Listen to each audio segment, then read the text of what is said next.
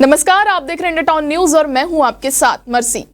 त्रिस्तरीय पंचायत चुनाव के तीसरे चरण जारी और सुबह 7 बजे से मतदान का दौर शुरू हो चुका है। वहीं त्रिस्तरीय पंचायत चुनाव के तीसरे चरण की खूबसूरत तस्वीर सुकमा जिले से निकल कर आ रही है, जहां नक्सली हिडमा के गांव में पहली बार मतदान हो रहा है। आइए बात करते हैं इंडिया टाउन संवाददाता सैयद फारूक अली से। फारूक जी, जो त्रिस्तरीय पंचायत चुनाव के तीसरे चरण में बेहद खूबसूरत और मजबूत लोकतंत्र की तस्वीर सामने आई है, जहां नक्सलियों के गढ़ कहे जाने वाले सुकमा जिले के पूर्ववर्ती में लोग पहली बार मतदान कर रहे हैं। क्या नजारा है वहां का अभी? जी, निश्चित रूप से ये लोकतंत्र का ये बहुत ज्यादा खूबसूरत नजारा कह सकते हैं इसको, क्योंकि पूर्ववर्ती एक ऐसा गांव है जो नक्सली कमांडर हिडमा का गांव माना जाता है। और सबसे बड़ी चीज मर्सी इसमें ये है कि जो पूर्ववर्ती है वहां से एक तरह से नक्सलियों की पूरी सरकार चलती थी। वहां से नक्सली तय करते थे कि किसको मारना है और किससे उगाही करना है और कहाँ हमला करना है। ये सारी चीजें पूर्ववर्ती में तय होती थी और उसी पूर्ववर्ती में आज मतदान हो रहा है, तो निश्चित रूप से ये एक लोकतंत्र की बेहद खूबसूरत तस्वीर है। जी फारूक जी, जो पूर्ववर्ती हार्डकोर नक्सली हिडमा का जो गृह ग्राम है, जहां एक समय नक्सलियों का हेड ऑफिस हुआ करता था, अब किस तरह के हालात है वहां पे?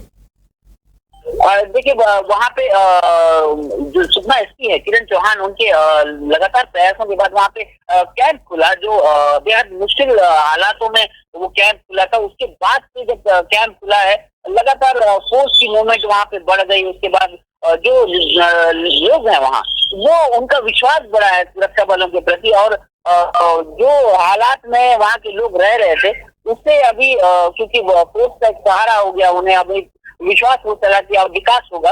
उसके बाद से ही वहाँ लोग खुले और नस्ली उस इलाके से भाग खड़े हुए हैं। और आज हालात ऐसे हैं कि लोग जो है कई बुजुर्ग ऐसे थे जो कभी जिंदगी में वोट डाले नहीं थे क्योंकि नक्सलवाद के चलते, मगर आज पहली बार वो मतदान करने पहुंचे, तो वो जिंदगी के आखिरी पड़ाव में वो एक लोकतंत्र को अपनाते हुए बेहद सुकून महसूस कर रहे हैं। जी, जिस तरह का माहौल आज नजर आ रहा है कि लोग खुलकर मतदान कर रहे हैं, इस पर अगर खास मेहनत की गई और सुकमा एसपी किरण चौहान ने किस तरह की मेहनत की है, कुछ बताएंगे आप इस पे?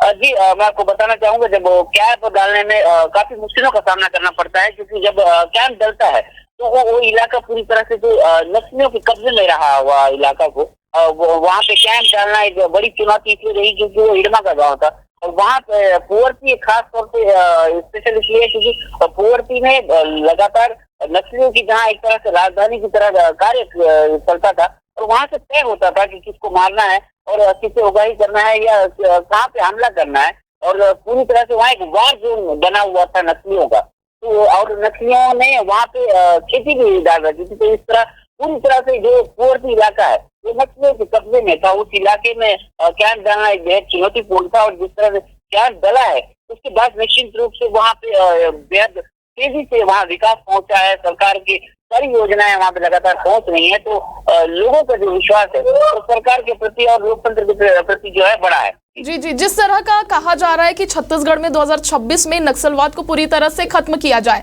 तो क्या वहाँ सुकमा में कुछ ऐसा कुछ नजर आ रहा है?